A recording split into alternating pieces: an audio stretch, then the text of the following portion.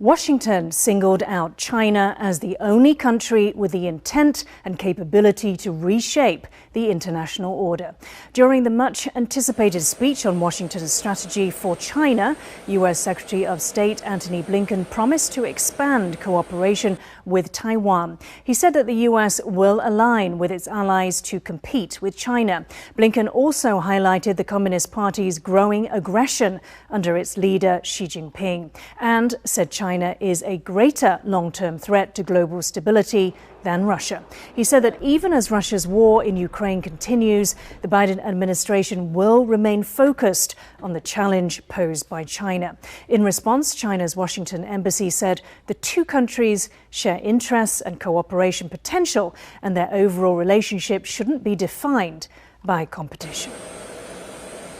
For more on Washington's China policy, our reporter Louise Watt spoke to Lin Zili, a political scientist at Donghai University in Taichung. She started by asking him, why does the U.S. see China as challenging the international order? Strategically, China adopted the BRI, the so-called the Belt and Road Initiative, and that become, for many countries, become debt-trapped, and they couldn't afford to pay back to China. And it's its first challenge to international order. Second, from economy, and we see China, they adopt many economic sanctions towards a country like Australia, Sweden, and Lithuania, and of course Taiwan. And the third, ideology. The Chinese government, they promote so-called the Chinese model to the world, and they challenge democracy, human rights, and the free trade to the world, and which American, the leader, they maintain the world order, they couldn't suffer or couldn't afford this. So that's why we call that's the most long-term challenge for America. Does the strategy contain anything new? Because a lot of it seems to sound like what we've heard before. So are we actually going to see the US do anything that they haven't done before when it comes to China?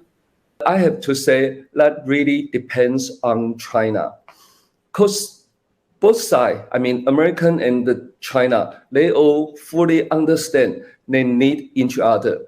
So you can see recently some famous Chinese scholar like Yan Xuetong, they publish article in Foreign Affairs and try to say they are also quite suffer from the Russia-Ukraine war.